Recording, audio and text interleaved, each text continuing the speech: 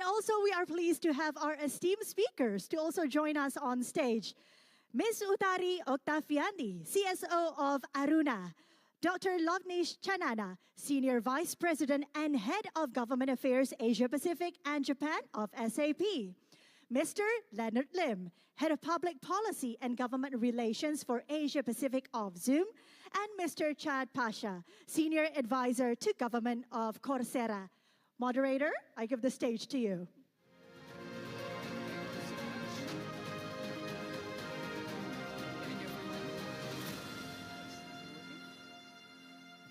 Good morning, everyone, and welcome to ASEAN Indo-Pacific Forum Panel Discussion 2, session on inclusive digital transformation. We are here to delve into upskilling and reskilling for digital transformation, a subject that is of utmost importance in the rapidly changing global economy. I'm Romo Edwards Torres. I'm a head of evaluation at PMO Kartu Prakerja, Indonesia's large-scale skill development program that has provided access to vocational training for 17.6 million people in less than 4 years. I have the honor of moderating today's enlightening discussion, and the objective of today's session is to consider how we can take a multi-stakeholder approach to ensure access to quality education that equips people with a range of skill and competencies. We are joined by a distinguished panel, each an expert in their field. We have Chad Pasha, who is the Senior Advisor and the Head of Asia Pacific Public Sector at Coursera. He will bring our wealth of knowledge from the field of online education. Next, we have Dr. Lovnish Chanana, Senior Vice President and Head of Government Affairs for Asia Pacific and Japan at SAP, a known thought leader. He leads transformative government projects and other important projects related to technology. We are also joined by Leonard Lim, the Head of Public Policy and Government Relations for Asia Pacific at Zoom. Leonard specializes in policy advocacy in areas such as data privacy, online safety, artificial intelligence, and cybersecurity. And finally, we have Ms. Utari, the co-founder and CSO of Aruna, who is leveraging technology to disrupt traditional fishing industries. So I'd like to start by asking all of you about the key skills that are in high demand today and how artificial intelligence is reshaping the future of work. Some research has shown that by 2030, as many as 375 million people are going to change occupation to meet companies' needs. From your perspective, what are the key skills that are in high demand today and how these skills evolve with the advancement of technologies such as AI? Also, if you may, could you give advice on how to create a technical talent pool to provide AI solution at different sectors? Dr. Lovnish, could you please start us off? Okay, thank you so much. Thank you for the question, and indeed an honor to be here. See, when we look at the emerging digital skilling paradigm, you need to look at it in the changing, emerging landscape of digital transformation. Now, what's that? I think let me set the context by, so we are now moving away from being digital. We are actually moving to a stage of becoming digitally intelligent. So that's the phase that we are moving in. And what is this phase about? This phase is about machines becoming our co-workers. You know, instead of processes consuming data, we are up to a stage where data is now defining processes. The dynamism is actually increasing. So what does it mean for skilling? It means for skilling a new set of skill sets. It means for skilling a new set of ways to address that. Now, and all of us recognize that skilling is important. If I answer the why part of it, there are, I think, 3 broad reasons why all of us should look at skilling as a very important area for the whole digital integration of ASEAN or otherwise that we are looking at. Talent shortage is a universally accepted phenomenon. And if you look at surveys like IDC, it says more than 60% of businesses face problems in their digital transformation initiatives because of lack of skilling. Second, we also need to prioritize skilling. just have a look at the Digital Integration Index ASEAN report. Out of the 6 pillars of infrastructure connectivity, skilling is ranked at the bottom at 6th. That is, it now needs to come up. And third, which is most important when we are talking about upskilling and reskilling, is that digital skill is no longer a vertical. Digital skilling is a horizontal. A horizontal. Look at the future of job reports by the World Economic Forum. 75% of their respondents in their report say that they are going to use cloud, big data, artificial intelligence, and this is sector independent. So you know, the skilling is becoming, now to answer your question of what roles are emerging. I think there are 2 kinds of roles which are emerging, the jobs. One, which are pure digital jobs or roles, and second, the upskilling and change in the existing jobs that we have. On this side, we have AI and machine learning. That is something that everybody is looking at in terms of the emerging job area and the role area. I think one important area that we will see increasingly coming up is this whole digital for sustainability roles that we will come. And everybody is today talking about sustainability. The digital would be a big enabler for sustainability, both in terms of green IT and IT for green. You know, so that's the, we will see huge roles, and particularly, and we did a study with, as SAP, we did a study with World Economic Forum and BCG. We found out that nearly 58% of the 395 million jobs that will be required to address the, new jobs area will be in Asia. You know, so that's the opportunity that we have. Obviously, on the digital side, you will have other areas like the digital twin engineers. We will get cybersecurity professionals. You will get data privacy professionals. So these are some of the roles. Having said so, let's be prepared for the replacement and displacement of the repetitive roles, and be prepared for the focus on the high-value tasks in terms of bringing in the intelligence in the enterprises. Coming to AI, I think for AI, there are 2 broad areas on artificial intelligence. One, artificial intelligence for skilling. Second, skilling for artificial intelligence. Now, these 2 we need to look at. When it comes to AI for skilling, there is a huge advantage in actually latching on to this in terms of creating the personalized content, in terms of matching my current organizational skilling landscape with the market, and hence ensuring that the return on investment is actually in line. Now, when I talk about skilling for AI, I think everybody is taking AI as a revolutionary thing. It is actually evolutionary, and now only it is being perceived as revolutionary. We need to segregate it into 2 parts. One, the business AI and the consumer AI, and also horizontally, the development skills and the deployment skills. Okay. To me, development skills are the core technical skills. You will also need deployment skills that will need reskilling of the existing, because the models will need to be trained in a health sector or others. That will need the domain expertise, and that's where reskilling will actually come in. So we are at a very interesting stage, and it's a multi-stakeholder effort that will bring in, and the 3 challenges that we would need to address as we move forward. One is the speed of change. Second is the dynamic nature of the jobs it's evolving. And third, this revolution is 2-way. The data you give me, hence we will need to put everything in order, and we see how it moves forward. Wow, thank you for the comprehensive and excellent points, Dr. Lovnis. You mentioned about digital can be a key enabler, but we have to be ready that there will be job replacement everywhere if we are not available or ready to face the digital transformation. Chad, could you offer your thought on this, particularly from an online education standpoint? Absolutely. Yeah. Can you hear me okay? Yeah.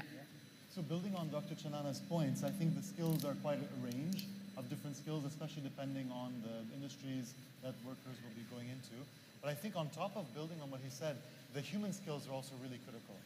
the ability to have critical thinking, Yeah. adaptivity, innovation, critical reasoning, and also the ability to change your career throughout your life, because people have multiple careers. Let's say someone goes into cybersecurity or coding. It might be for pharmaceutical industry at first. It might then be for finance next. It might be for professional services. It could actually change throughout their career. Right. So building a culture of lifelong learning is really, really important, as well as those human skills, so someone can actually develop more from just the technical angle. That's what we get all the time. CEOs are saying, we love more coders, more analysts, more data scientists, but can they speak? Can they communicate? Can they explain what they're doing? Can they explain why they're doing what they're doing? That actually brings out more value in that particular person. So I think for the skills, it's that combination of technical and human. Right. And then in terms of the second point, the talent pipeline or the talent supply, it's really critical to have partnerships. So we sit in the triangle of kind of government, private sector, and academia. And what we do is we work very closely with governments and private sector to understand where the gaps are. So we have these industry roundtables. We did one in Chennai a number of times, focused on electrical vehicle manufacturing, and we're doing one on robotics. And each of these roundtables, we sit with the industry and we ask them, what are the jobs you need now in the next 2 to 3 years and 4 to 5 years? And from there, we actually understand and can map where those gaps are coming up. And then we work with government and private sector to essentially fund training at scale to address those gaps. Yeah. The universities are not churning out people fast enough. I mean, you talked about this as well, Dr. Chanana. There's a huge time lag, and it's increasing and compounding year by year.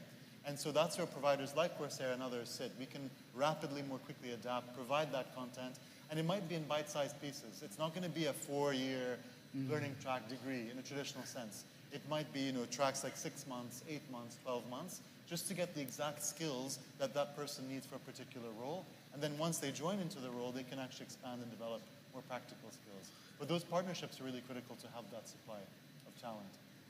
Wow, that's intriguing insight, Chad. I agree that lifelong learning habit should be for everyone, and it's important to learn not just for your degrees, but we also have to learn specific skills at different sectors. Leonard, can you share your views, especially considering your involvement in public policy on this? Yes, can you hear me all right? Yes. All right, yes. Just building on Dr. Chanana's and Chad's points, I think those were very good points. I think it used to be the case when you could stay in one job for many years and the job would stay the same. The skills would be the same. But today, that's impossible. Any job today, even if you stay in the same job, the nature of the job is changing week by week, month by month, and you really need to keep learning new skills. And building, I think, Dr. Chanana's point about horizontal sort of effects of maybe AI. So there's really horizontal disruption now across all industries, across all sectors. It used to be the case that I think we all thought automation and computing would only affect the lower level jobs, or jobs with less education, because they would be replaced by machines and robots. But now I think higher education jobs, jobs which require creativity, are all at risk because of large language models like ChatGPT. A journalist's job is at risk.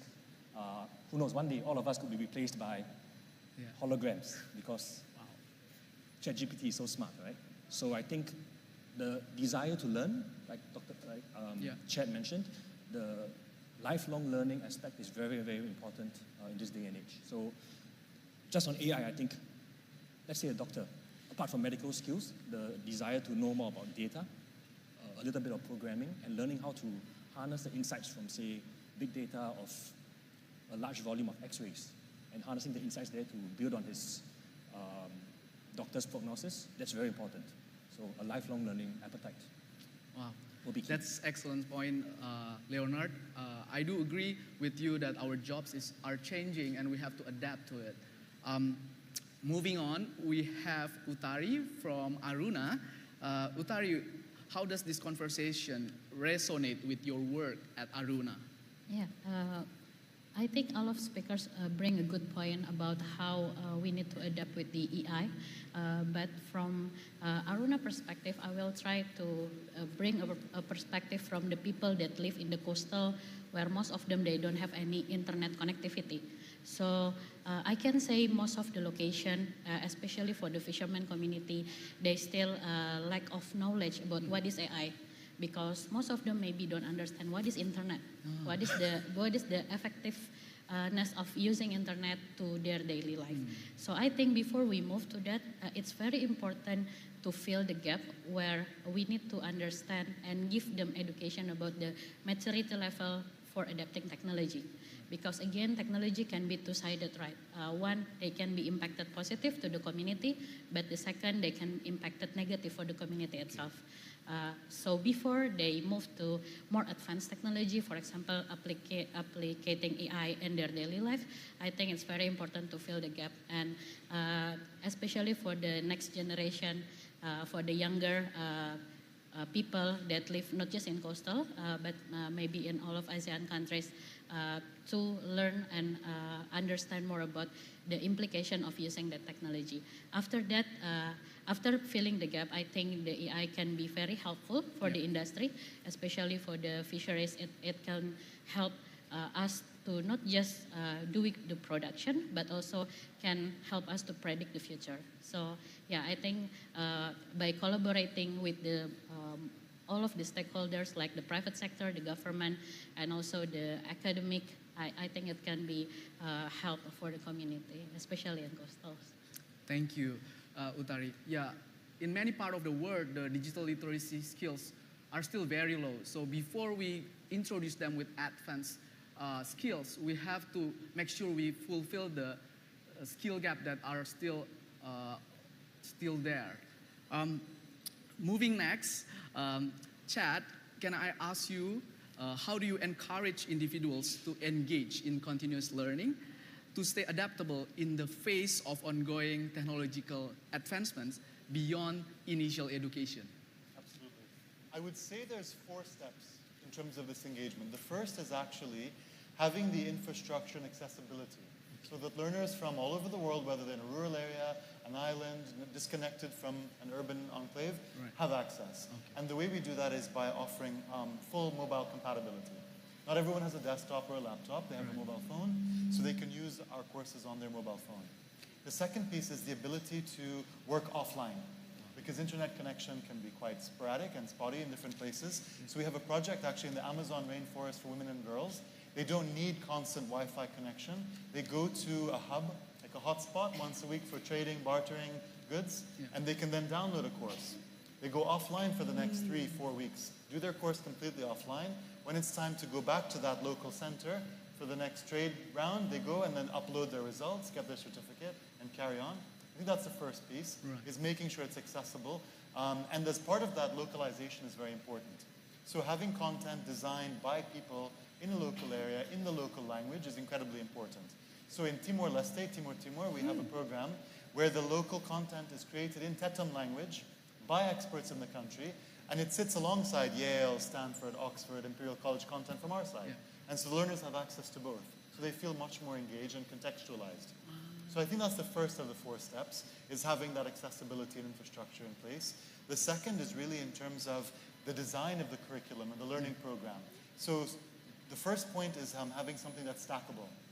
So a learner can start with almost zero knowledge, no prerequisites in a particular subject. Maybe they're a young person in secondary school, high school. They want to learn about a very basic, what is AI? AI for Everyone is one of our most popular courses from Dr. Andrew Ring at Stanford. And then what is data science? What does this all mean? And that's where we start closing the digital literacy gap. And this is what we're doing in the Amazon. We're starting at that level. And so that stackability of starting very, very easy on-ramp to education, getting them comfortable, is very key. Also the size. Maybe they're only doing a half an hour small project to begin with, just to taste and to get started, and then it builds upon that. The second piece of that second point is that it should be self-paced. Not everyone is able to start a class at 4 p.m. on Thursday, September 15th, and it has to be 5 hours a day. It has to be woven into their personal lives. So we see, for example, 50% of women on Coursera said that they would never be able to continue their learning had it not been self-paced and online. This is the reason they're able to fit it around their caring duties and personal life duties. So I think that piece is important.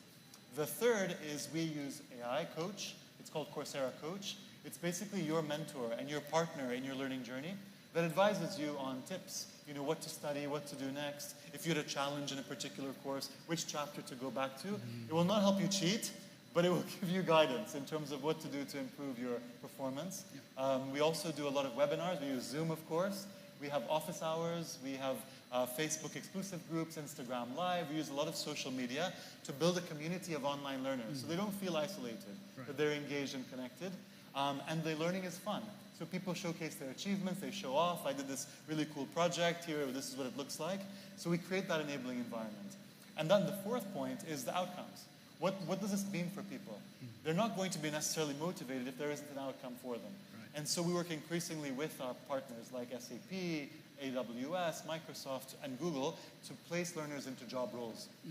So that they're certified, they have a track, but it actually leads to something, a gain in their salaries, improvement in their career, some concrete outcome. So I think those are the 4 key things that we see push learner engagement. Those are 4 very compelling strategies. I think government leaders of ASEAN should consider this strategy moving forward. Thank you for sharing that, Chad. Dr. Loveness, may I get back to you?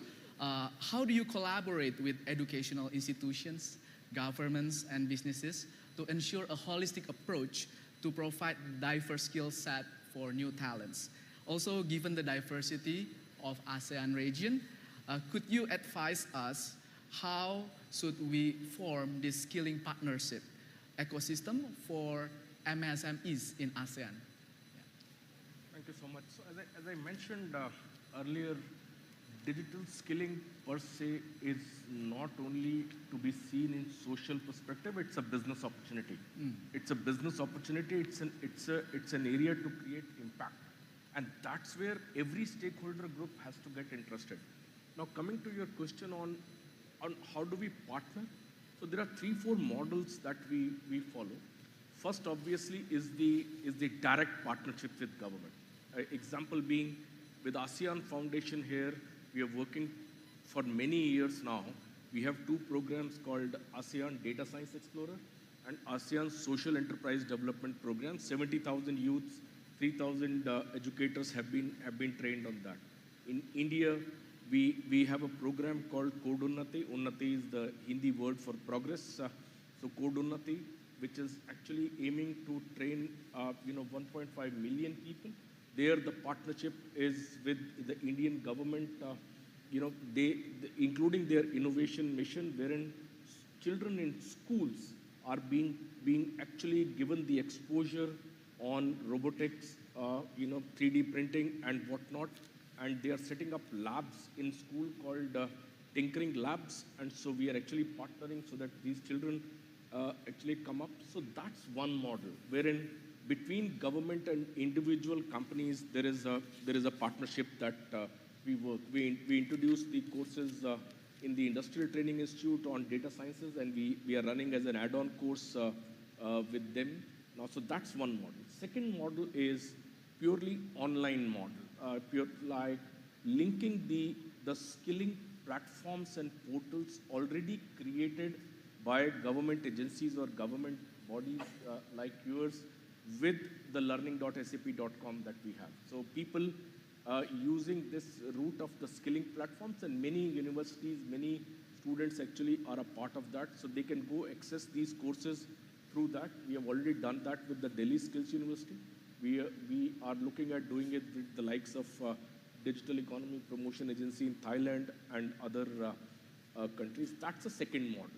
The third model that is being used is the platforms created by industry bodies. Example being the SME Academy created on the US ASEAN Business Council platform. Now we just did this SME enablement at Semarang, before the ASEAN Economic Ministers meeting, 300 people. So they create this wherein it is specifically targeted at SME. So that's the third model. The fourth thing that we are doing in terms of enabling these partnerships is actually ensuring that the ecosystem is in place. Now, what does it mean?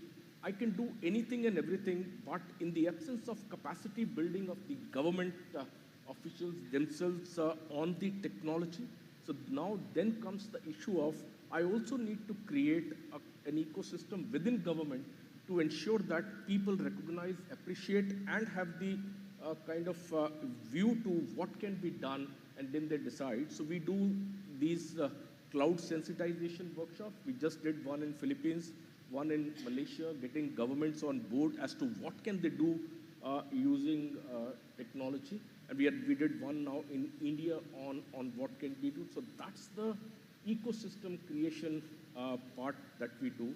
Having said so, I must add that currently these are company-specific efforts being done by every company. It's not that we are alone, but these efforts need to get integrated. That is one, so that there is a synergy, which we haven't done so far. To your point on SMEs, I think our experience shows that in addition to all these skilling, there is an added flavor that you need to add in SMEs. And that flavor is the peer learning, horizontal replication, and amplification of best practices.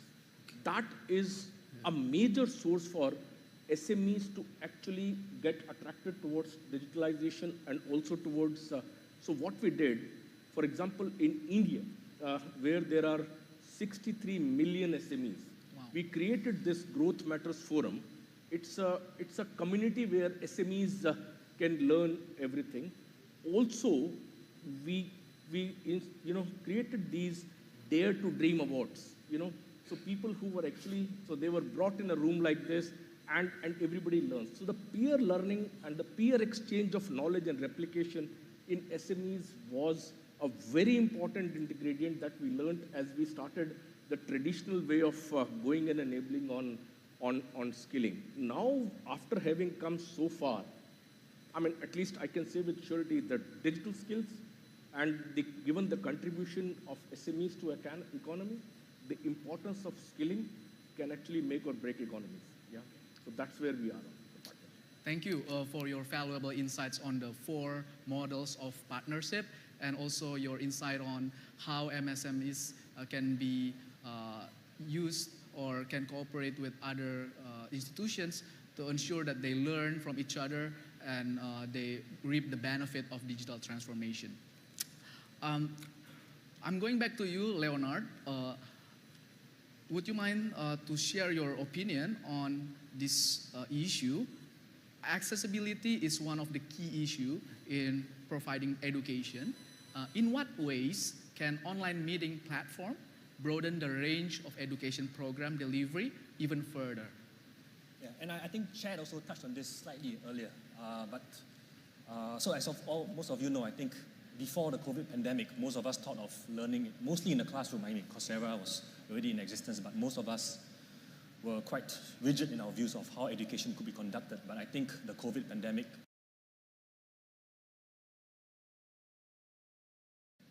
overturned all those assumptions. Now we are very used to remote learning, hybrid learning, and I think platforms like Zoom play an important role in broadening access, as you call it. To Chad's point earlier as well, I think as we think about upskilling and reskilling, we should not forget vulnerable communities, whether it's women, mothers who are also juggling caregiving at home and work, communities which have poor internet access, or people who only have a handphone, mobile phone, no laptops. So a platform like Zoom manages to reach out to many of these different communities in the sense that it's simple, it works on my phone, it should work on your phone. It sort of is engineered such that the bandwidth and the usage of internet speeds is tailored to the user's own environment. So it's a very simple interface.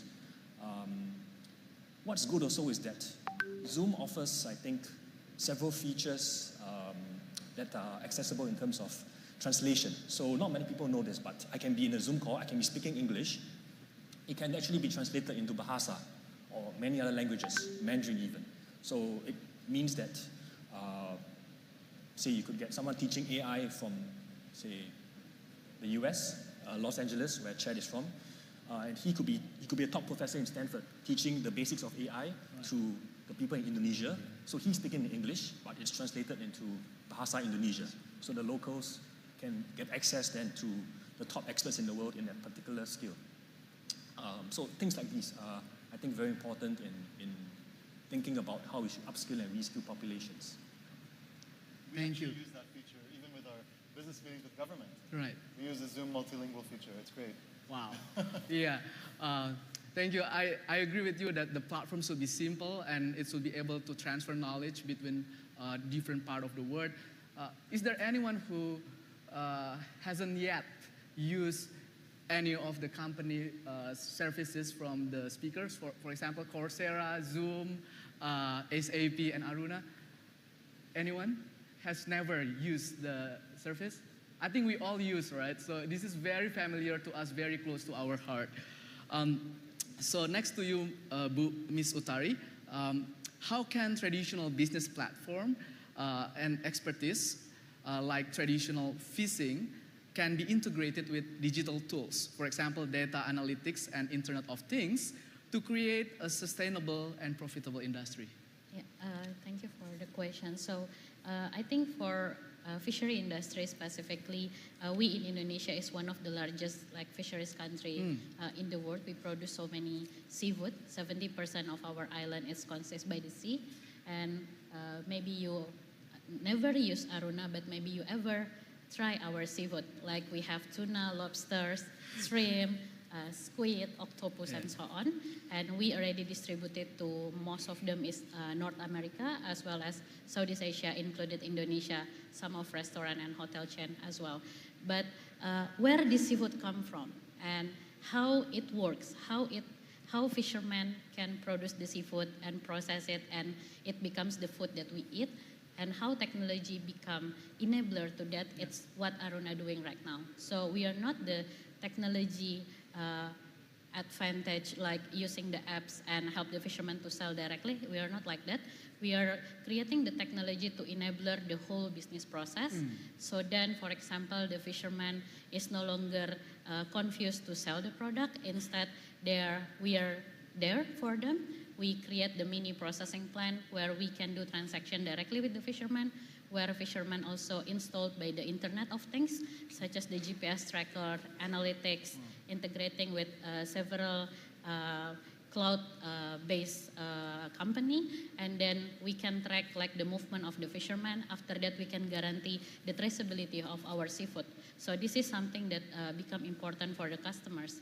Right now, most of the customers that consume seafood, they're concerned about food safety, traceability, and so on. So that's how we offer in Aruna. We try to serve the fishermen, not just educated to catch the fish, but they also can produce the seafood included with the sustainability as their mindset. And for the digital ecosystem, of course, for example, we're using the Zoom. So because our team is work all over Indonesia, we have 150 fishing village already joined with Aruna with 40,000 fishermen on board. And most of the time when we need to meet with the fishermen, we use several technologies, as simple as Zoom to communicate with the fishermen, and we're using the platform Coursera to upskilling our fishermen education. We're not teaching them to fishing because they're already expert for that, but we teach fishermen how to communicate, how to understand sustainable seafood, how AI can help them and their children to become more greatest fishermen in the future. So I think that's the digital can impact for the social community even in the future. Wow, thank you. So digital can be enabler, Yes. But we must collect data and use it as a way to iterate and to improve our business practice, like you said. Thank you. We are coming to the last two questions in this session, and this question is for all. I will hope that Chad can start on this to answer these questions. The first one: how do you think we can best assist MSMEs in developing countries in bridging the skill gap and achieving digital transformation readiness? And what is your role, your company role, in addressing this challenge? I think the first point actually goes back to some of the points raised by my colleagues and Dr. Chanana as well.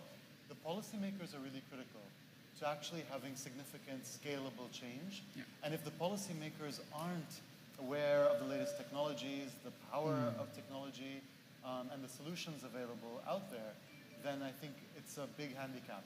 And it's very, very hard to progress. Yes. So we've seen in countries where there's a lot of movement and innovation and development, it's that combination of policymakers being really skilled and understanding what's out there, plus the ability for supporters like donors, like World Bank, Asian Development Bank, MasterCard Foundation, many of these private sector donors, to be part of the narrative and discussion and to leverage that.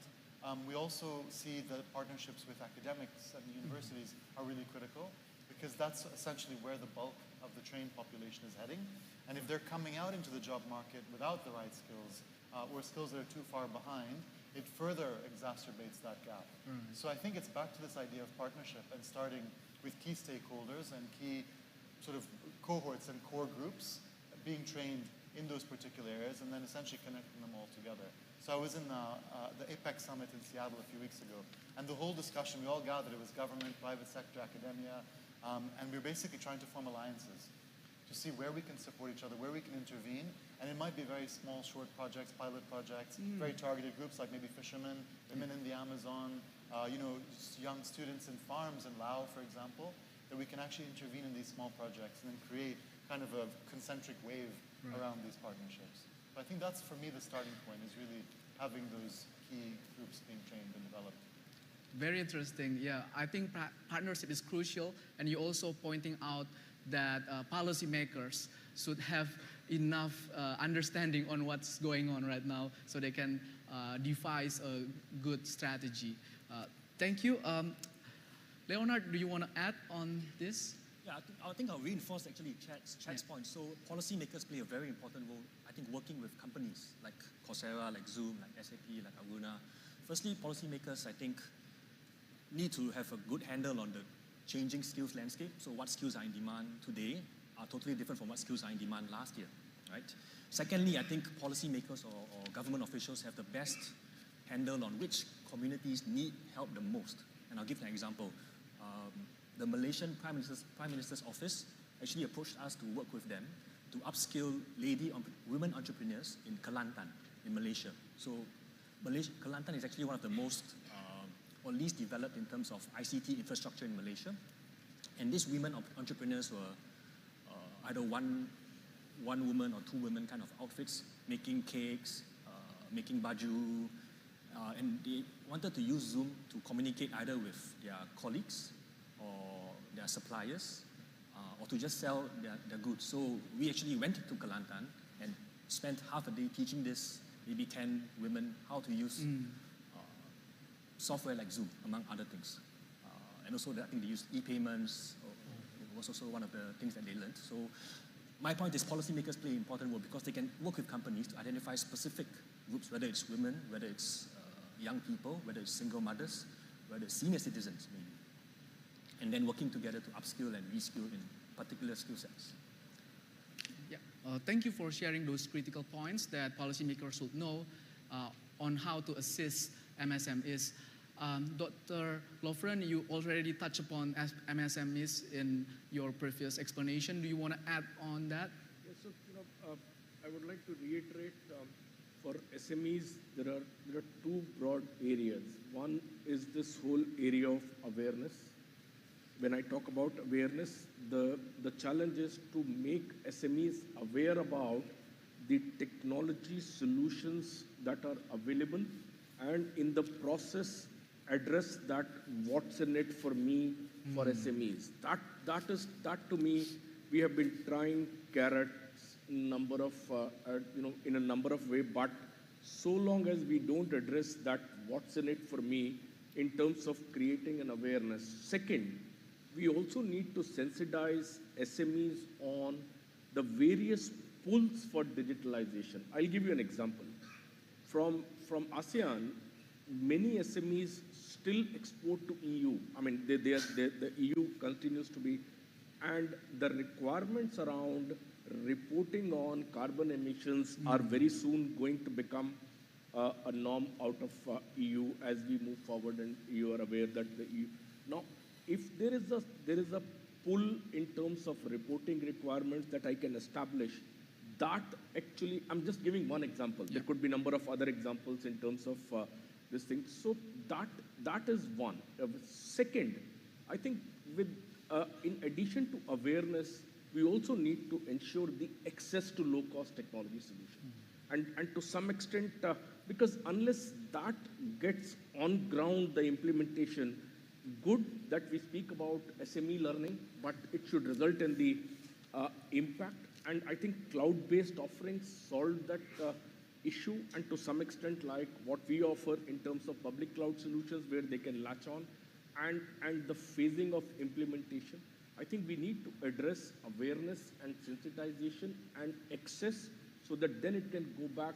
And one approach that we repeatedly see working is this whole cluster-based approach in SMEs. Like, so, an auto component cluster, all of them getting onto tech solutions and hence becoming, so that horizontal peer learning actually works. So always better that, a sectoral approach in terms of SMEs from a clusterization perspective is actually adopted. That's the experience, that's what the experience shows. Thank you, Dr. Lovren, for bringing up that clusterization strategy, as well as saying that policymakers and MSMEs should figure out what's in it for them before they start this digital transformation journey and upskill and reskill their workers. Next, Bu Utari, do you want to add on that? I think to continue about the MSMEs, most of the challenges of the MSMEs, especially in the development countries, is about the scalability. Like most of us, when we find out there is a huge opportunity for scale up, most of the SMEs, they're afraid to scale up because of so many things. First, the capacity of the human. That's why we need to do digital learning. That's why we need to upscaling for the people that work in the MSMEs. The second, they cannot upscaling or make their company bigger is because they have lack of ability in terms of knowledge. For example, there is one MSMEs for seafood industry and they want to do export. They don't know how to do it, right. How to connect, what parties that can help. So I think this role can be held by the policymakers as well. And the third is about the upscaling problems is because they don't have any insight or maybe any working capitals. So that's why this role can be held by the bankers or maybe the investment companies and so on. So I think the gap to make the MSMEs not become small, not stay small, and to make them the bigger company is about help them and bring them outside the MSMEs category by help them to connect with the private sectors or maybe with the investment company or maybe with the policymakers and give them the education from the digital insight, because by using the digital learning in the MSMEs, it can help them to become more bigger like in the future. So I think that will help MSMEs a lot by using and implementing the digital access, not just for the business, but as well as for the human that work in that MSMEs. Thank you, Ms. Utari. I do agree that scalability is a main challenge for millions of MSMEs in ASEAN countries, and you have mentioned several ways to tackle this problem. This is the last questions for all of you distinguished panelists. I think I will start with Ms. Utari. First is, how can we ensure a lifelong learning and personal development are accessible to everyone across different regions and backgrounds, even for the underserved areas? As Aruna working with most of the rural and coastal communities, to ensure that they can get educated, we cannot just do it by the online activities. That's why we need to do it like both online and also offline approach. The second, the importance of the local community is very, very important, especially for the countries like Indonesia that have 70,000 islands. Right. We need to make sure that we have the local in Aruna, we call it local heroes. So we have the local heroes in each area that help us to educate the fishermen, to educate the coastal community, and so on. So I think having the local heroes in each country or each village is very important. And the last is about choosing the right technology, because not everyone fit with every technology. For example, not all fishermen can use the Android. That's why maybe we need to create the technology that can be more fit with them. But not every children can use social media. So we need to create more advanced technology specific for the children. So I think customization is very important in terms of adapting the rural and coastal communities in the future. Yeah. Thank you for pointing out that customization on rural communities and these underserved areas, Yes. that is very crucial to make this happen. Dr. Loveness, do you want to add on this point? You know, I'm not really concerned on lifelong learning. Okay. I'm really advocating lifelong unlearning, learning, and relearning. Wow. Because every time the change that happens, Yeah. you need to more effort. You need to put more effort to make people unlearn the practice and then learn and relearn, rather than. And we have used, training as or skill building as a vehicle for learning. Yeah. And that has got stopped because of the unlearning not happening. In my view, either through a carrot or a stick in terms of job role change, this unlearning needs to be brought in, and then the learning and relearning. And that's where I say, from a culture of capacity building, while it may sound theoretical, we need to move to a culture of innovation wherein this becomes a continuous process and I'm left with no option but to unlearn, relearn. So that journey, once we complete, I think we can achieve what you suggested. Wow, excellent points. To unlearn, learn, and relearn is very important today. Leonard, what is your take on this? Your question is how to broaden access, right? Right. Yeah, so the short answer is use Zoom. On a more serious note, I think it's an important question, and I think the points made earlier about identifying particular communities, and here I think policymakers have an important role to work with companies to maybe provide incentives, whether it's tax credits, whether it's funds for training, whether it's setting aside time, compulsory time to train. Each country is different. In Singapore, the government gives a few $100s for every citizen to go for skills training. So I think policymakers and companies can work together to really identify these underserved communities well. Thank you for emphasizing on those community strategy. I think it's very, very important and crucial. I think particularly in Indonesia, I think also not just working with the national government, but also the regional and right down to the provincial and maybe village government even. Yeah, we have so many district and regencies, so everyone must take part on these efforts.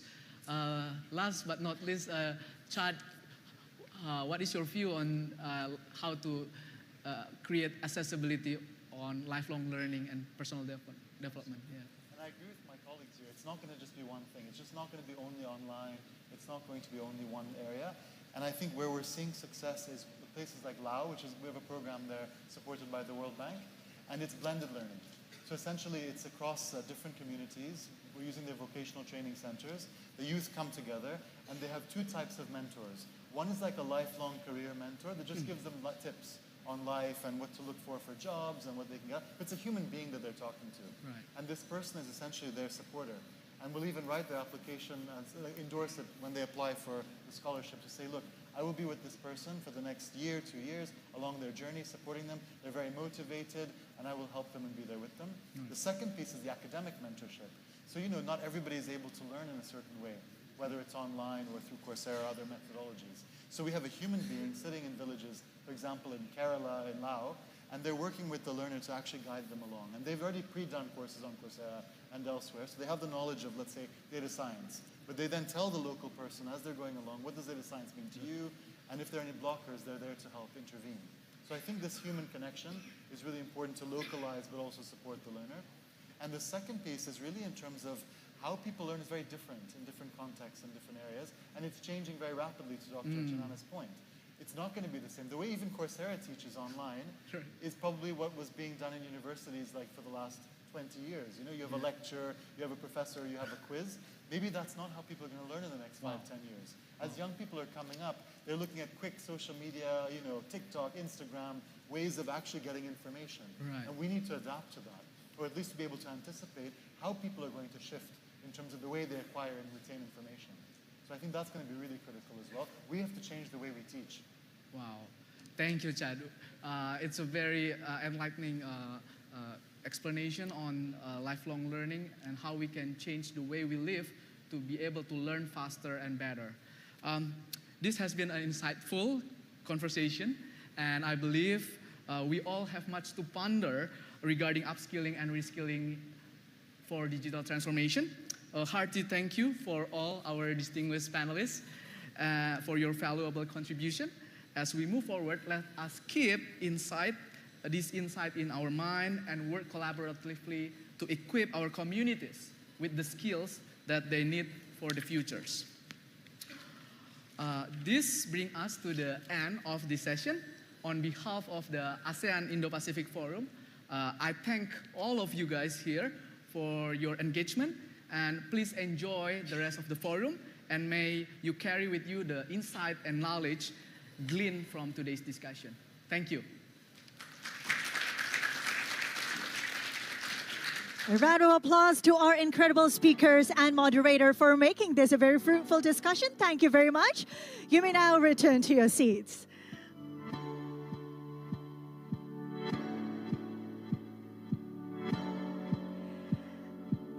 Excellencies, distinguished delegates, ladies and gentlemen, our next session, moving forward, will now focus on the ASEAN Digital Economy Framework, or integration. And building on these insights, we are now ready to transition to our next agenda item, which is the briefer session. So with that, please join me in welcoming to the stage our esteemed briefer, the head of Digital Economy Division, Market Integration Directorate of the ASEAN Secretariat, Mr. Sivaram Subramanian.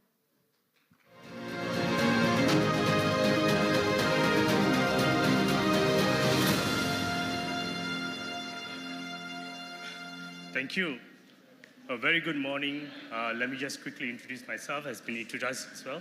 My name is Sivaram Subramanian. In short, you can call me Ram. I'm the head of Digital Economy Division at the ASEAN Secretariat. Now, I've been strictly told that I need to keep within my time for 3 minutes. Right, so without further ado, let me just go straight to my presentation. I'll be presenting on ASEAN Digital Economy Framework, or the initiatives that we have within the ASEAN. So before I start, to begin with, we all know the COVID-19 pandemic has accelerated the digital transformation globally, and even so for ASEAN. So if you look at the bar chart on my right, before the pandemic, ASEAN had new users of 100 million for a period of 5 years.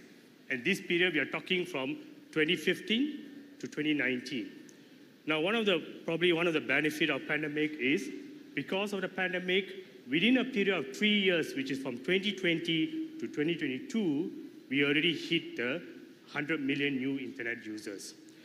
Now, what is more exciting is, with a population of 600 over million of ASEAN, 460 million are internet users. And 80% of these 460 million, they are digital consumers, who are those who are involved in some form of digital transformation in the internet. So with that, the leaders got together in 2021, and they actually adopted a document called Bandar Sri Begawan Roadmap. What does this document do? It's actually prioritize the initiatives or the focus that ASEAN need to have, right, in order to further accelerate the digital transformation in ASEAN. So what you see on the screen is non-exhaustive. I selected some of it, right? And this also will be covered in the Digital Economy Framework Agreement. So let me just quickly run through some of this initiative. So on my far right, the first initiative is digital trade. Now this is something buzzword. Everyone has been using ever since pandemic digital trade, but nobody has a single definition for it, right? For ASEAN, what is important digital trade means is the exchange of electronic documents. We have successfully exchanged electronic documents for customs, right? We have exchanged the Atika e-Form D or Certificate of Origin. We have also exchanged the custom declaration document. Moving forward, we are exchanging the agriculture-related documents. Now, we all know private sector play an important role when it comes to digital trade, which is cross-border trade. And this is where one of the areas that we'll be embarking is the types of documents that need to be exchanged when it comes to private sector. So this could be at the financial, this could be logistic, this could be shipping, and so forth. This is something that we need to further deep dive, and we'll be engaging with the private sector. Number two is on digital standards. Let me just be clear, ASEAN, we have no intention to create our own standards. What we really want is to adopt international standards which allows two things. One is standardization, and number two, as the ambassador from India has mentioned, interoperability. I think these are the two things that we are looking at. There is a committee that looks into digital standards. They actually develop standards in wide area, which includes cybersecurity, digital payment, and so forth. Number three is digital payment, right? As of 2021, I think one of the panel speakers mentioned about QR code. In 2021, we already start implementing the real-time retail payment systems, right? So this, if you are from Indonesia and you have CIMB app, right, CIMB Naga app, you are able to go to Bangkok or Singapore or any of the countries in ASEAN member states and able to do a transaction regardless you're in a restaurant or you're at retail outlets, right? So no more cash, no, and you don't have to exchange your currency, you just have to tap. So at this point of time, many of these transactions are done bilaterally, one-to-one between the ASEAN member states. What are we embarking or we are looking at is bilateral, where we can go into many to many. And this has not been done in any part of the world, even in the Europe, right? So we are looking into technologies, the Nexus, Modulo, and so on, and how do we do this? Number four is digital ID. Again, here digital ID, we are looking at interoperable digital ID. Because ASEAN is not interested just to connect among the 10 ASEAN member states. We want to connect to the world. We want to connect to the India. We want to connect to the UK, US, Japan, Korea, and so forth. So we have embarked into two main initiatives. Digitalization of your personal ID, meaning that if I'm a Malaysian, I would be able to do transaction with the Singapore government with my digital ID. But what is really important that we are looking is the business ID, right? So what we have done a study, which we call it as UBIN, which has been endorsed by the ASEAN economic ministers in August. That is phase one. Phase two, we are looking at the use cases where we can go embark into the implementation of business ID. Now, number five is on cybersecurity and data protection. We have a team called CERT, Computer Emergency Response Team. What is CERT means? This is where all the cybersecurity experts within the 10 countries come together and work together on do two things. When there's an incident happen, especially with your critical national infrastructure, how do we come together and respond to the incident? Number two, when it comes to cybersecurity, it's really important to exchange knowledge. Some nations are more advanced, some need to be educated. So how do we come together and exchange knowledge, exchange experiences, and how do we train each other in the area of cybersecurity? When it comes to data protection, which is one of the key areas, we do have guidelines that's been developed. We have the ASEAN Digital Management Framework, which provides a detailed guideline on how organizations can protect their data. The second is the model contractual clauses. This is where when a data is cross-border from one AMS to another AMS, how should the data be protected?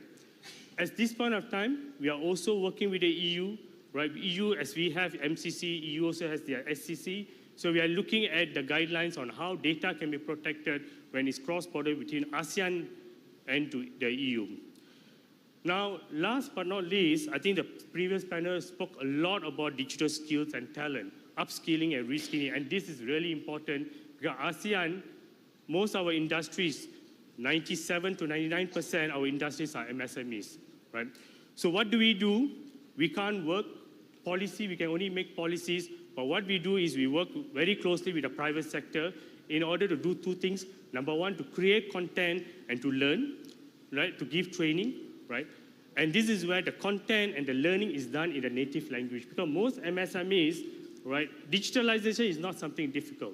But because of the language, they find it is quite difficult, right? So therefore, creating content and doing the development and training in their native language is very important to accelerate the adoption of digitalization. Number two is we need to change the mindset of the business owners.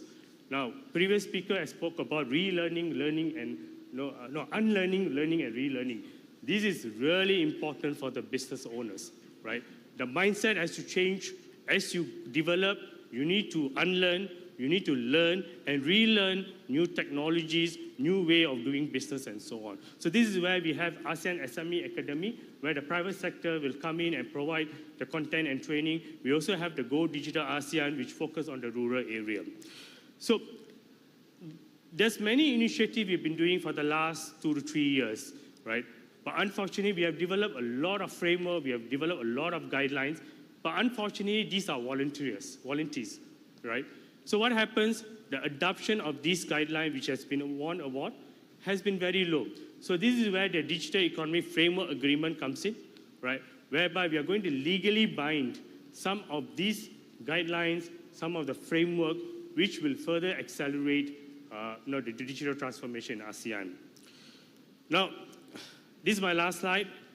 I've already exceeded my 3 minutes. Now, so what is exciting, I think the ambassador from India has also said about the Digital Economy Framework Agreement. Now, before we start the study, right, Boston Consulting was a consultant for this study, and we told them that what economic benefits can we gain from going into a DEFA agreement, right? So this is the chart that you can see that came out from the Boston Consulting. As we speak now, right, the digital economy for ASEAN is worth 300 to 400 billion based on last year or this year, right? Now, if you don't do anything, business as usual, the organic growth is going to be 1 trillion. We are going to be a $1 trillion digital economy, right? But what is beauty about us, DEFA, the moment you have a digital-only agreement which talks about interoperability, which talks about an open system where we can connect to the world, not only within the ASEAN, right? We talk about the legal framework. We are talking about UNICITRA model law, which is a game changer, which is going to change a lot of things, which private sector is able to spur in their, involvement in digital economy. So by having DEFA, a forward-looking DEFA, this is where we think that we can double the digital economy value from $1 trillion to $2 trillion.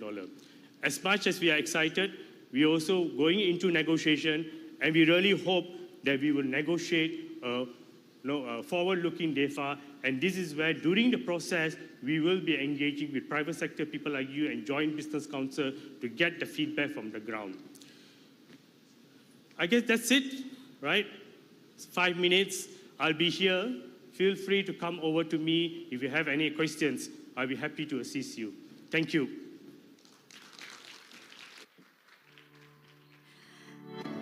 Thank you very much for our esteemed briefer for sharing your knowledge and insight with us today. And again, let's extend our heartfelt appreciation to Mr. Sivaram Subramanian with another warm of applause, ladies and gentlemen. So moving on today for our next agenda, the ASEAN Indo-Pacific Forum with the theme of implementation of the ASEAN Outlook on the Indo-Pacific. Again, this forum aims to unlock further opportunities and also build stronger connectivity between ASEAN countries and the Indo-Pacific. And this will serve as an inclusive platform for ASEAN member states and partners, mainly from the public and also the private sectors, to engage in constructive discussions, identify potential tangible projects, and also promote collaboration in the Indo-Pacific. Distinguished delegates, ladies and gentlemen, throughout the day, we've had the privilege of hearing from distinguished experts, thought leaders who have shared their knowledge, their experiences, and also perspectives on a wide range of topics. The depth of insights and the quality of the discussions have been truly exceptional. And now we have come to the final panel session of today's event, which will focus on the connectivity plans in Asia and beyond. So without further ado, please join me in welcoming to the stage our moderator and our esteemed speakers. Ladies and gentlemen, the lead advisor, Southeast Asia Region Economic Research Institute for ASEAN, Ms. Lily Yan Ing. And also, let me allow to invite our speakers today, Mr. Muhammad Fajrin Rashid, Director for Digital Business of Telkom, Mr. Anand Stanley, President of Airbus Asia Pacific. We also would like to invite Ms. Michaela Browning, Vice President of Government Affairs and Public Policy of Google Asia Pacific, and also Mr. Rene Peel Pedersen, Managing Director of AP Moller Singapore, PTE Ltd. So, to the moderator and to our esteemed speakers, the stage is yours.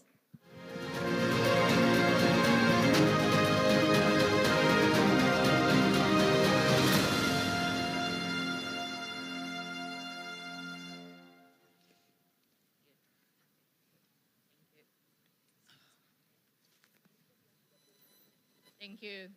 I know it's 11. Does the speak work? Okay. Thank you. I know it's 11:30. It's time to have lunch. If I were the speaker, I could help you to feel very full because of my boring speech. But now we are very unfortunate that we have a very good list of speakers that keep you awake and makes you getting more hungry. So let me start with the first questions to all speakers. We are very blessed to have these excellent speakers today. Let me start with, for your businesses, what are the biggest challenges and opportunities in bridging connectivity in ASEAN? You can start with Pak Fajrin. Right. Thank you very much. So, just to introduce our company, Telkom Indonesia is the biggest telco company in Indonesia. We also present in 11 other countries outside Indonesia. And I believe that there are a lot of challenges when we talk about connectivity, in our case, network and internet connectivity. First of all, across many countries in Indo-Pacific, the situation is different between or amongst each countries. Right, so there are challenges in terms of the remote areas. Indonesia, Philippines, for example, are two of the largest archipelago countries in the world. So there are challenges in terms of the physical infrastructure. The second challenges are regarding the talent or expertise needed to develop and manage this infrastructure, right? Because new technologies are coming. We have to keep adapting to this new technology. And for that, we also need best class or top-class engineers to manage these infrastructures. The third is about difference of standards, right? So there are a lot of different standards when we talk about the network connectivity. So we have to talk with each of the parties related with the connectivity and also how we can improve and work together. So to address that connectivity, we in Telkom Indonesia have some initiatives. The first is regarding the connectivity itself. So we have covered, I think, around 500 cities across Indonesia and have reached more than 99% of Indonesian population. We want to go to as far as possible, right? We want to achieve 100%, but we also need to work together with some parties, including the government. We talk with the government, especially Ministry of ICT, to address those in the very remote areas.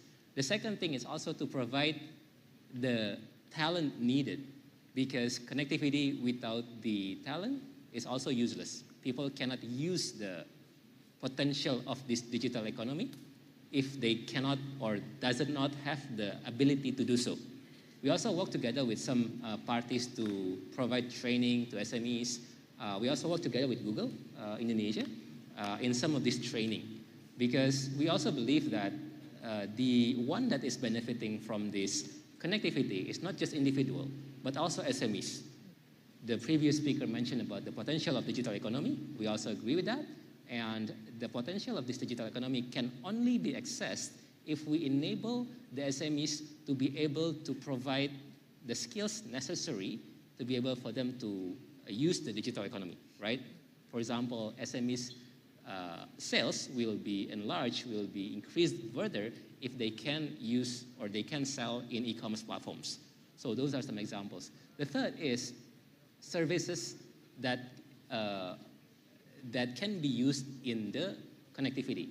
So for example, during the pandemic, we worked together with the government of Indonesia to create this application called Peduli Lindungi, which is a one-stop solution for track and trace COVID-19 situations. So if you are in Indonesia, if you go to Indonesia, you're probably familiar with this application where every time you do a COVID-19 testing or you do a vaccine, then your data will be automatically uploaded in these applications. So that's how the example of application or services that can be used on top of this connectivity to provide a specific services that is beneficial for the country and also for the citizens. Okay, thank you, Fajrin. Now to Adnan, what kind of strategies that your company implement to improve this kind of connectivity gaps in ASEAN? Thank you very much. I hope everyone can hear me. Again, Bapak dan, Ibu Nanan, yang kami hormati, selamat pagi. Thank you very much for having me here. I'm the president for Airbus Asia Pacific and also a member of the EU ASEAN Business Council Board. When we look at connectivity and our strategies, what's important to note is more than 2/3 of the world's population live around Indonesia, the ASEAN, when we combine India and China. And Indonesia is the core pillar of ASEAN. When we look at the three emerging superpowers, India, China, and Indonesia, the connectivity of the region is not possible by railways or road alone. The true connectivity has to come through aviation. And the fastest growth of aviation is happening in this region. And some of the fastest growth in the world we look at is in Indonesia. And we are looking at, in the entire region, over 17,000 new aircraft to come in to be able to drive connectivity growth. Why is that important? It is important because this enables freedom of movement of the people from island to island, from country to country, to connect within the region. And this freedom of movement creates economic opportunity. We look at aviation driving almost 1/3 of the GDP growth when you look at the domino effect. And this in turn drives educational opportunities, better health care, longer life expectancy, and most of all, tremendous amount of economic opportunity. So for us, we as Airbus, our strategy is really the human capital development that we can provide through this connectivity in this region, starting with Indonesia. Thank you. That's a very important point on the aviation's connectivities. Now coming to Michaela Browning. How about in terms of digital connectivities? Google as one of the main players in Asia Pacific, what does or has been done by Google to improve this kind of digital connectivity in the regions? Or what is the strategy of Google?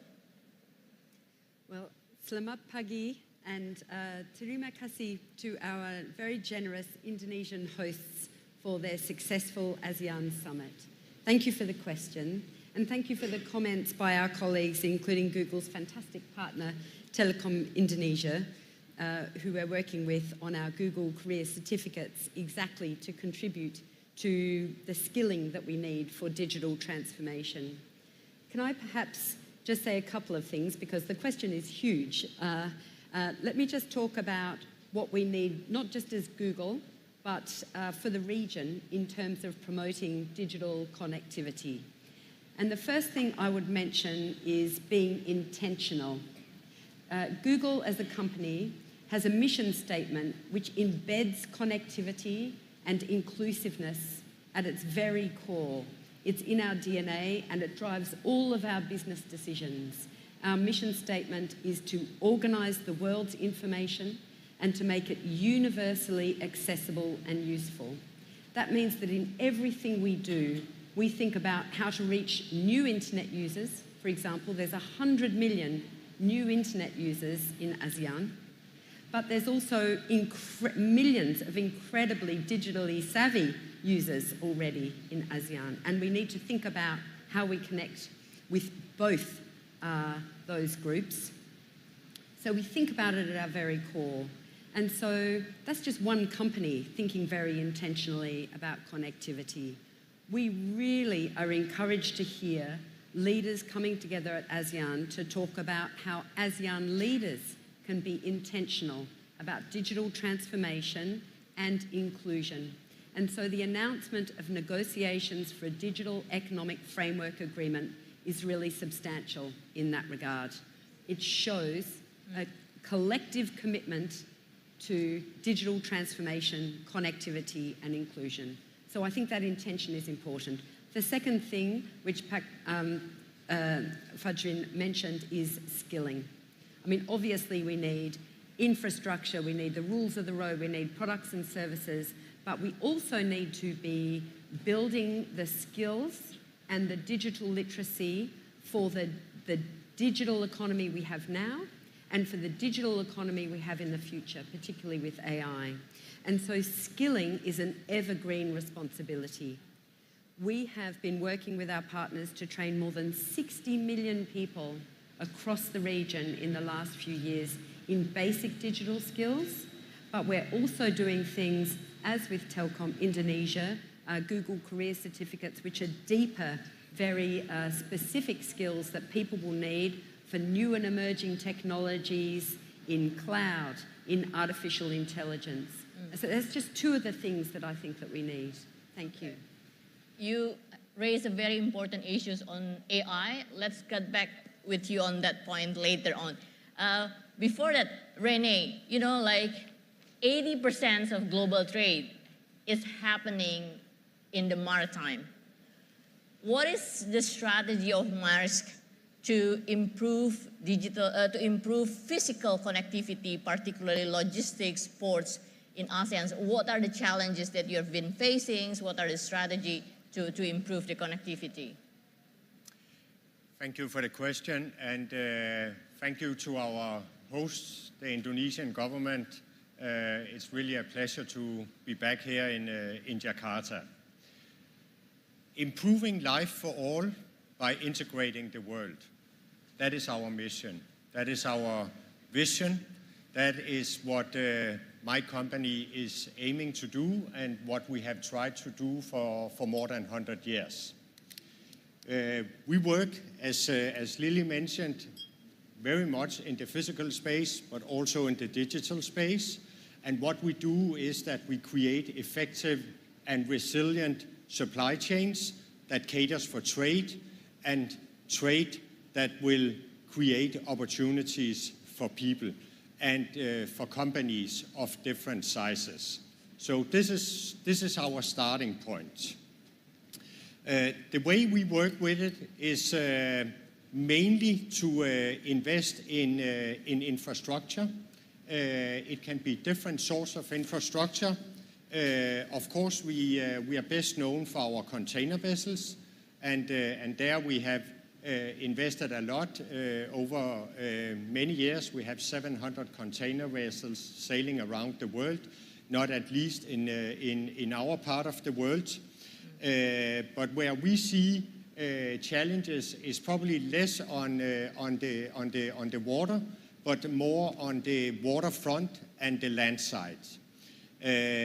If we look at the logistics performance index that are made by World Bank, we can see that Asia and the Southeast Asian countries, the ASEAN countries, are hovering around a level 3.2, 3.3 on a scale from 1 to 5, where 5 is the best.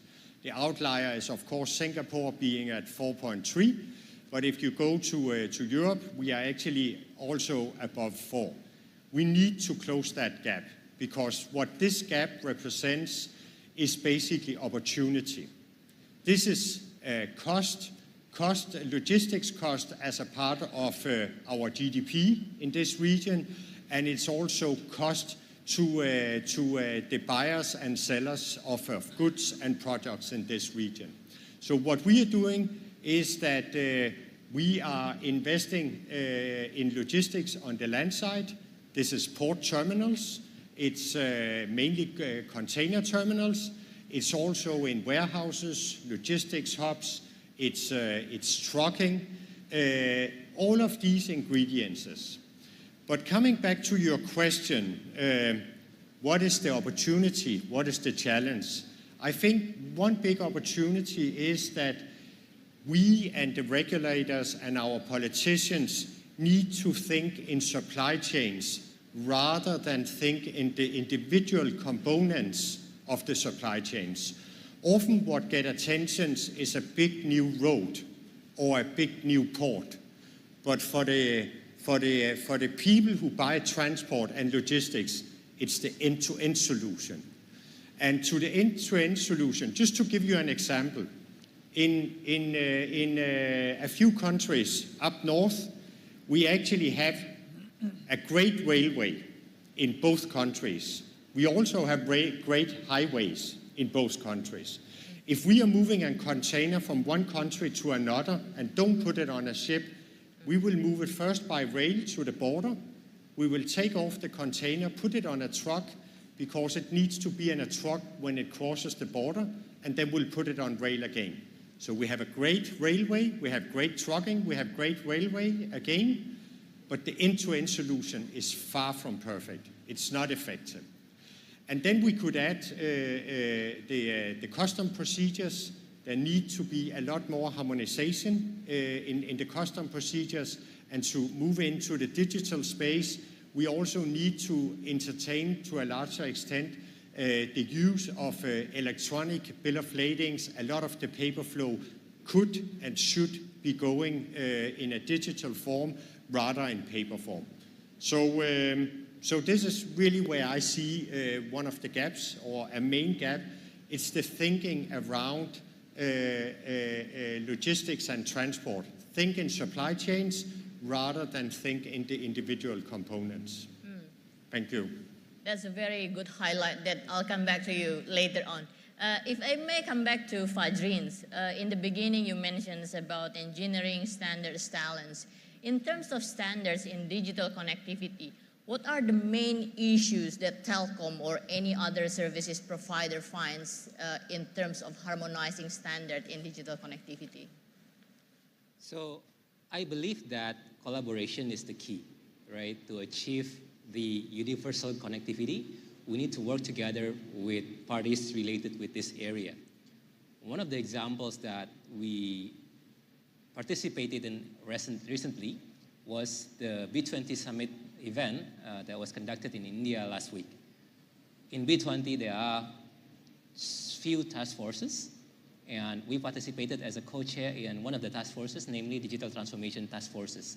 So this task force came up with recommendation that is agreed by the member of the task forces, which is a business leaders from global business companies, which then submitted to the G20 Summit leaders by the end of this September. In Digital Transformation Task Force, there are 4 recommendations that we have agreed on. One is to provide universal connectivity.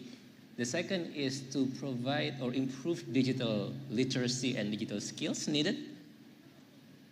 And the third is about digital transformation for MSMEs in terms of the financing, in terms of the standards, in terms of the other aspects necessary for them to be able to succeed. And the fourth is to provide or have some standards regarding digital trust. So these 4 recommendations are the one that we have agreed on in this B20 Summit. And the similar example, I believe, can also be applied in the Pacific area, where business leaders in these countries may provide with some recommendation that can be submitted to the leaders of these countries in this area. Because some challenges in some areas might be different.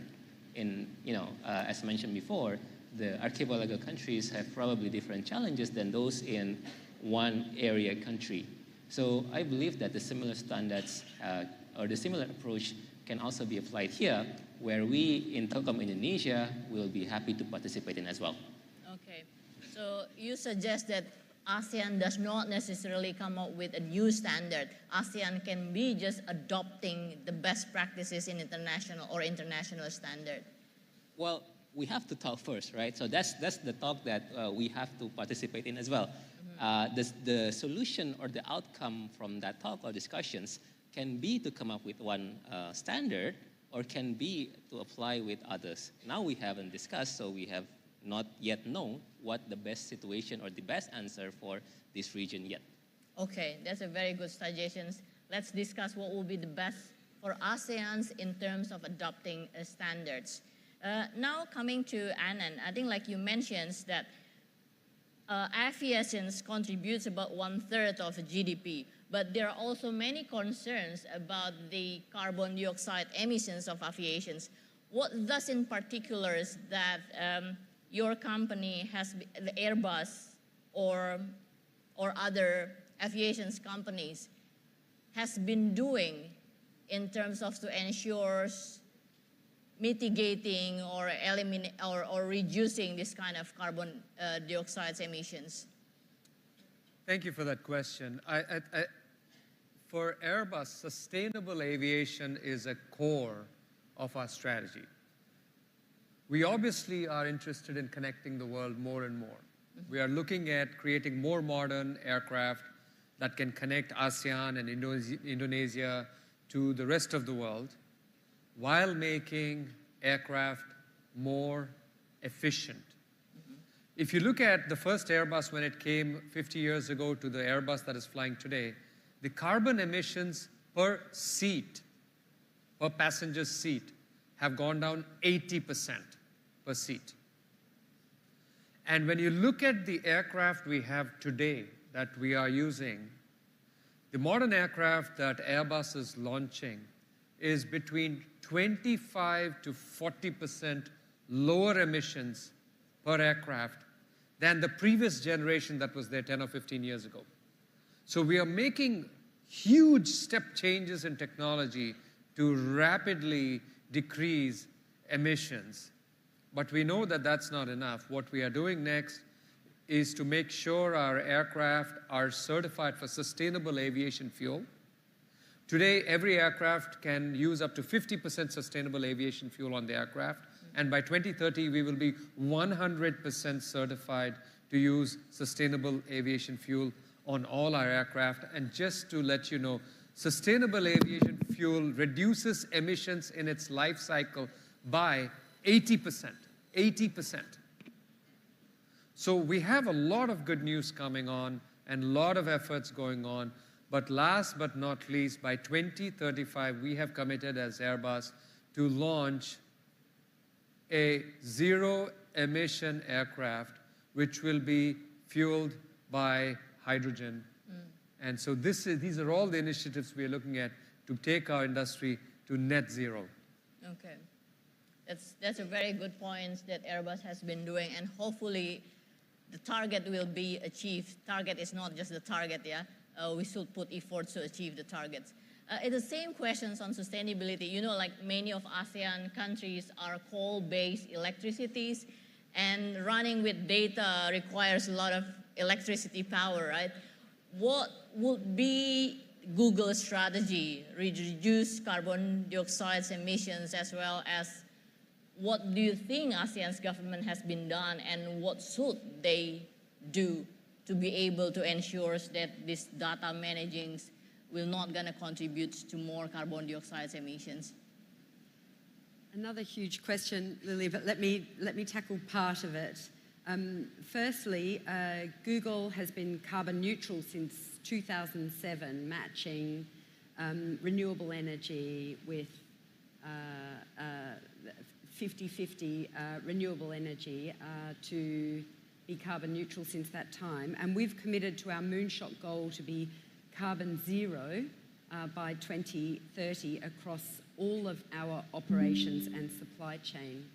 And one of the things, as I was reflecting on Airbus, is that we can be an extraordinary partner, I think, through the most efficient cloud in the world to help our partners, be they corporate or government, to achieve their climate change emissions goals. And indeed, these are not goals that we're going to achieve by ourselves. So Google has set an extremely ambitious goal. And for us to do that, we need to be partnering with our clients, with governments and others to achieve that goal that we've set for ourselves. You mentioned earlier AI. AI, including AI enablement through our cloud data centres and subsea cable network investments, is going to help us achieve our sustainability goals and help our customers achieve their sustainability goals more effectively and faster, and we're very optimistic about that. If I come to AI more generally and think about the importance of infrastructure investment, Google is one of the biggest infrastructure network investors in the world, and indeed in this part of the world we've invested over $2 billion in recent years. We've got 12 subsea cable investments across this region, and we've got 2 cloud regions and 7 cloud zones. And one of the key areas that we're focused on in up-leveling the infrastructure is for us and our partners, including all of our ASEAN partners, to meet our sustainability goals. The importance of up-leveling that infrastructure for sustainability. But it's not just sustainability, it's also for security and cyber security, and it's also to realise the productivity and economic growth opportunities. And so we're really excited about the potential for AI to help across all of those fronts, but it does require that partnership, that commitment together, and standards and interoperability and the policy settings that enable us to achieve it. We were hearing from the last speaker before this panel session about the opportunity being $1 trillion of digital economy by 2030. And that is not guaranteed if we do not have the right policy frameworks, the standards, the commitments to interoperability and to working together to realise that opportunity. Not just the 1 trillion, but certainly the 2 trillion as well. Okay, that's a very good point. Renee, if we may flip a bit on the US-China trade tensions, you know, many officials, businesses, they see opportunities in ASEAN from investments relocations as well as trade relocations from China to ASEAN countries. But the thing is that many businesses quite concerns on the customs clearance process in ASEAN. How does Maersk see this customs clearance process in ASEAN? You can be very honest to us. Yeah, of course. We can definitely see a trend to confirm what you see, that what you say, that a lot of FDI is being poured into Southeast Asia because of strategies that are sometimes called China +1 or 2 or 3. Let me just stress, you cannot replace China overnight. But there's no doubt what we see among international or MNCs just now is that a lot of the new investments are going into countries like in the ASEAN countries, also India, and there's also other geographies that are enjoying FDI in this context. A concern for most of these investors is it starts with the effectiveness of the logistics sector. What we talked about a few minutes ago. How effective is my supply chain? How resilient is my supply chain? That is question number one. Then there's questions about cost, and as part of cost is also, you could say that's also the efficiency part. How much effort, time do you have to spend on customs and similar things? That is a big issue as well. We actually offer custom house brokerage to our customers. So for me, it's actually a business opportunity because we manage this on behalf of many of our customers to make sure that their customs declarations are correct, etc. But it's not perfect. It's not perfect. And what we need and what I think is the opportunity for ASEAN is at least to align to a greater extent procedures and rules and regulations around customs in this region. And perhaps try to avoid a zero-sum game mindset where you are competing with other Southeast Asian countries, but instead see this as an opportunity for this region. And there's no doubt it's a huge opportunity. It's a huge opportunity, and it is a concern for international investors. Right.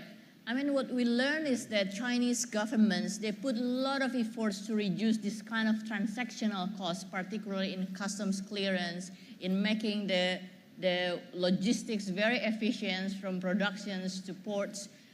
How do you see ASEAN's government is doing, and what specific strategy that Marsk trying to do to provide solutions for ASEAN? Yeah. What we do is mainly to do pilot projects with different governments. An example is electronic bill of ladings and customs handling of electronic bill of ladings. Just 2 weeks ago, we made quite a big test together with the Singapore government and the Indian government or the customs authorities in both these countries, where we did everything electronically. What we are, rather than just go and knock at doors and say we want digital solutions, we try to showcase that it actually works. It's safe, and it's also safe in respect of the concerns that custom authorities and governments have. And by showcasing that, we hope that we can drive a development. But I think with the danger of repeating myself, I think what is a big opportunity for ASEAN is that rather than we doing Singapore, India, Vietnam, US, etc., we should do something as ASEAN. This is the opportunity, that ASEAN sits together and agree on how can we align our regulation. And it doesn't have to be 10 similar blueprints or a system like we see in Europe, where we basically have one custom code for an entire region. Of course, that would be a perfect end game, but we can take some steps in that direction. And that will be a huge opportunity for this region. I should admit that speakers are very genius and time efficient. So we still have time, and we would like to have more insights from audience. Can you please be very brief? Raise your hands, name and institutions, and you can come up with your questions. I'll give a chance for 2 questions, please. Any questions from the audience?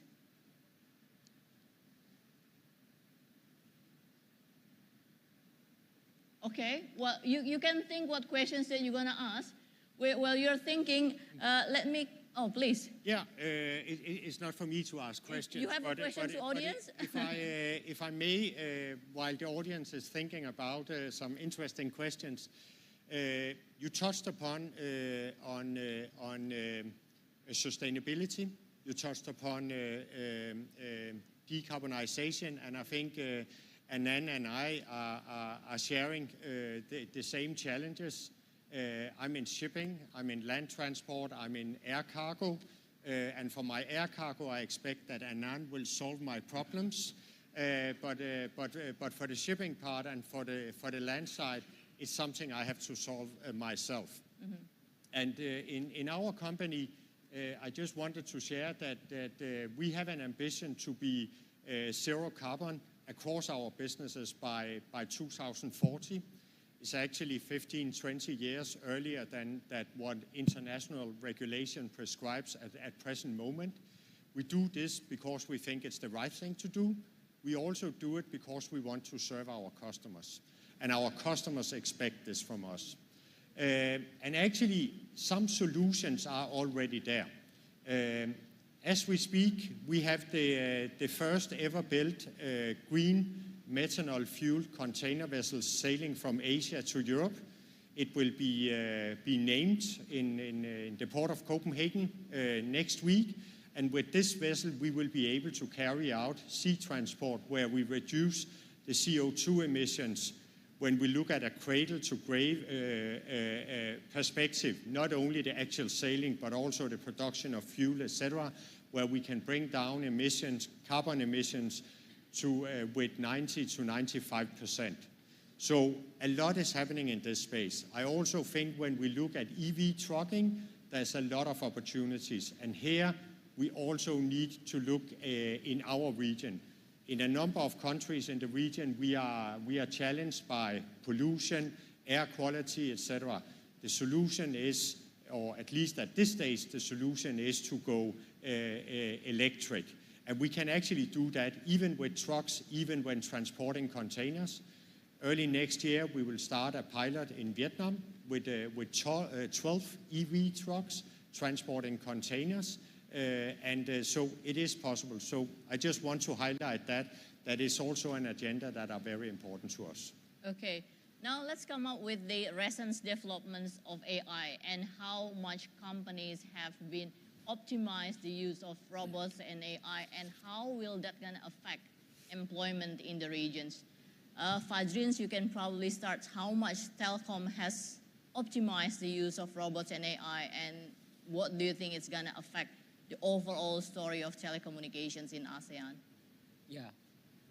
So AI in telco company has been used in many years, mainly in terms of efficiency of network planning, right? Because we do a lot of CapEx on developing the infrastructure needed for our services. So AI is used mainly there, as well as in business operations. I guess the business operations part is the same to other industries as well. The second big part of AI is to enhance our existing services to the client. So, for example, through chatbot, through faster customer service, and so on. So these are also the areas that we are developing in the last 1 or 2 years. We believe that through AI, we can provide enhanced services to the customers. The next big thing about AI is also to provide a big data analytics tools to the clients, especially business and governments, right? As the company becomes more and more digitalized, usually they will be having more and more data, much more data than before, and the use of AI is how to make the data make sense to the executives or the decision makers of the companies or governments. That's a very nice punchlines on the optimizing the use of AIs. But how it's going to affect on the aviation industries, Anand? So Airbus is a technology company. We're an innovation company. And if you look at most of our products, like our aircraft or satellites, they're fairly independent, automated beings. You know, the amount of time really a pilot flies an aircraft is very little. And our satellites are completely independent on their own way. The automation is heavily dependent on machine learning and areas like that. But what's key for us in these areas of science is how do we apply this more and more to being more efficient. We use it a lot in air traffic management, where we are making our aircraft more and more efficient to how they manage air traffic control and air traffic management. You'd say, why does that matter? Because more efficient, intelligent aircraft can again save 5 to 10% of fuel burn and carbon emissions. And that's something that's very, very important. Another area we use a lot of technology is just in the design of new aircraft, which are again more and more capable with the newer materials and more recyclable, the circularity that goes into the design of these aircraft. But last and not the least is how do we use these technologies for truly sustainable solutions that we talk about. And that is the most important reason for innovation that we look at. When we look at a lot of our satellites, how do they observe climate change in a very different way from what technologies on the ground can ever look at? How do we be a part of a solution in terms of decarbonization from country to country? What kind of innovation and technologies can we look at? And last but not least, what's so evident when each of us are talking across here on the panel, and I love what Renee just said, is that these technologies, these sustainability solutions do not really matter when we look at it from a sector-wise outlook. What is important is this kind of innovation, whether it's AI, decarbonization solutions, are not aviation specific, but transport specific, are not just transport specific, but include the Googles of the world, the telecom sectors of the world. We include policymakers, we include regulation, and we include educational institutions. Otherwise, technology and innovation will lose sight that it is a force for good for humanity. Yes, that's very nice wisdom of today. Michaela, you know, like the godfather of Google, a godfather of AI from Google decided to resign, and he has warned us about the negative impacts of the misuse of AI. What will Google contribute to managing or mitigating the negative risk of the misuse of AI? Well, thank you. It's an important question. And firstly, Google is an AI-first company. And since 2018, we've had our AI principles, which we established and which we report against every year, and which have gone on to be enormously important in shaping the ideas of many policymakers, including the OECD and others, about the ethical and responsible development of AI.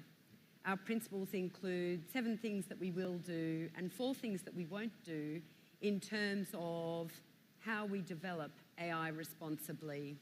But we are enormously excited by the opportunity and the benefits that AI can build to. So we feel like we also have a very big responsibility to develop AI and to bring some of those benefits to the world. And indeed, AI has been with us for a long time.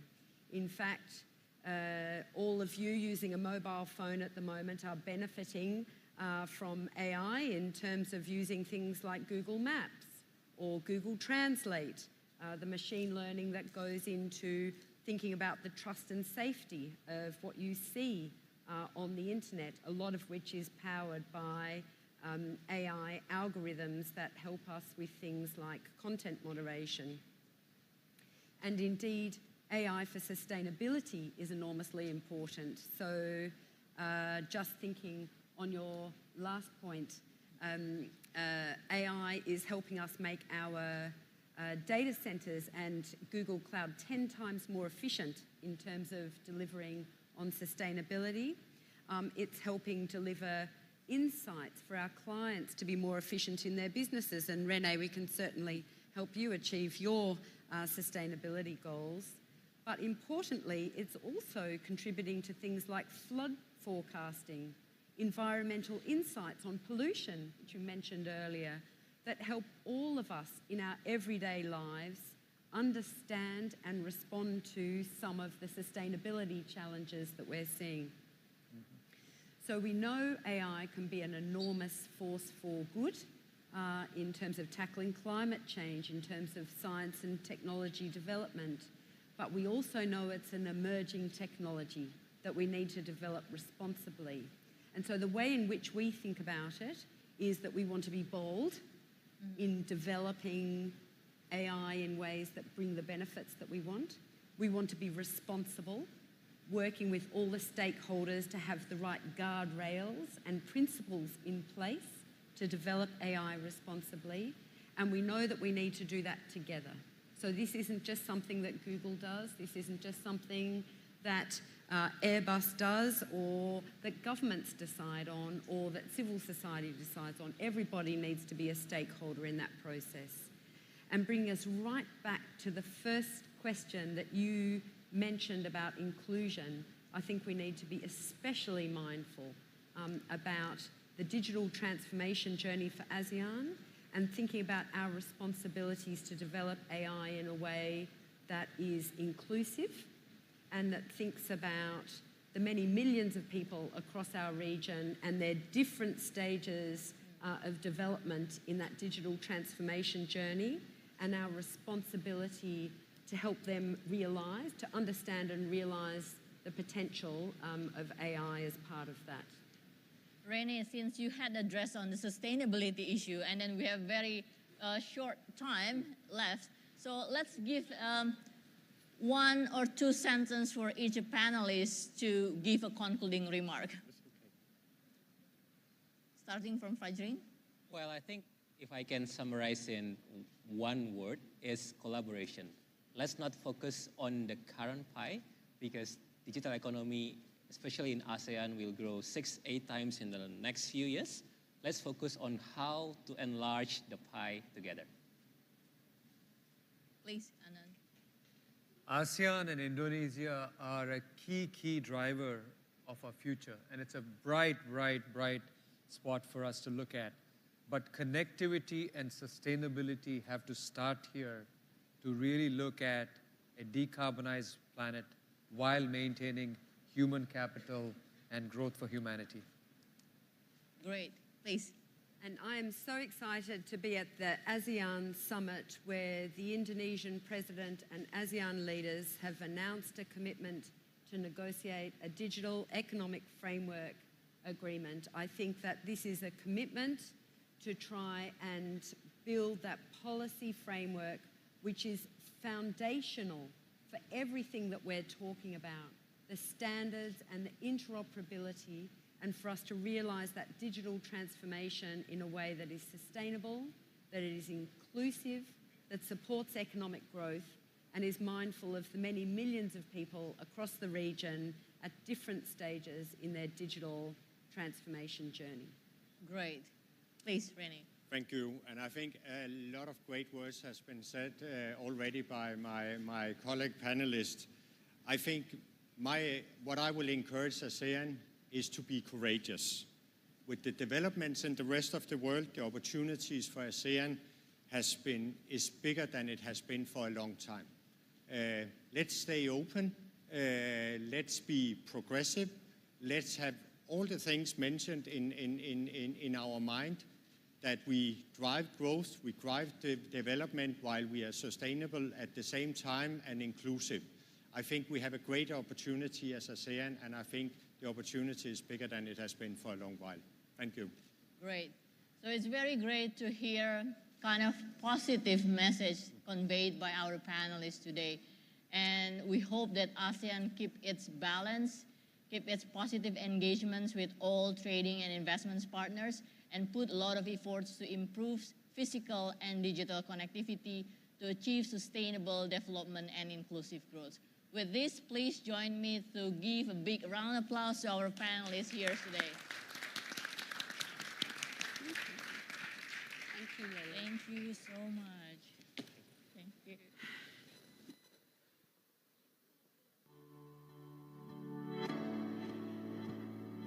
And with that, ladies and gentlemen, we'd like to thank our moderator and also our esteemed panelists. Another big round of applause for the insightful session. Thank you very much, and you may now return to your seats.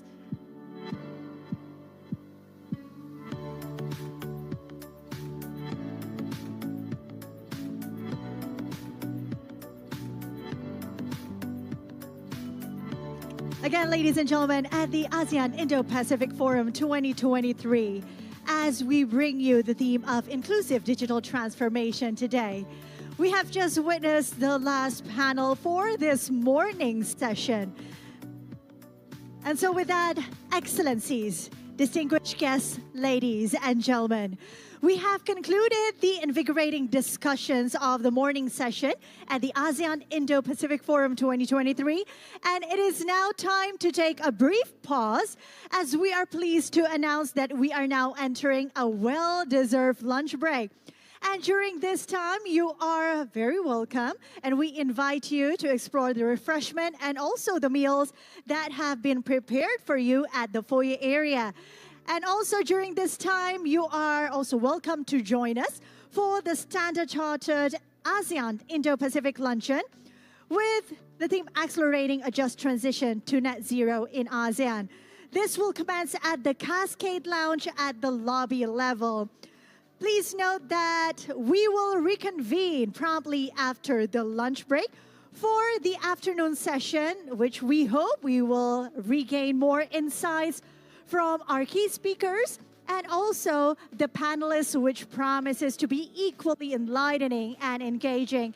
Thank you so much for your participation on this morning session, and we will see you back inside here at Ballroom 3 as we will begin our next afternoon session at 2:30 p.m. local time. Thank you very much, ladies and gentlemen, and we hope you have a decent and also enjoying lunch. We'll see you back soon.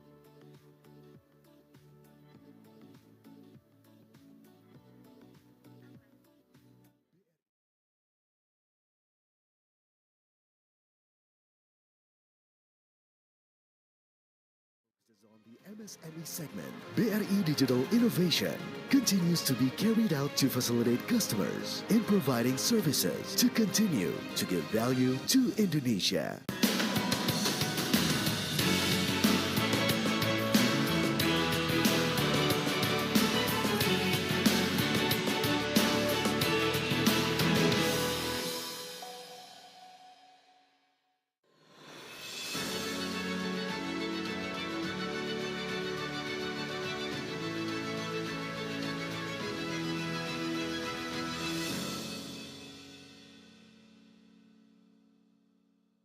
BNI harus semakin proaktif dan responsif. BNI terus konsisten untuk mendorong UMKM kita naik kelas. BNI berkomitmen dalam program-program pemberdayaan UMKM untuk go global. In Bank Mandiri, we are already one step forward, pioneering Indonesia's transition to low-carbon economy by pursuing net zero emissions on operational by 2030. Let's put our hands together to create a brighter future.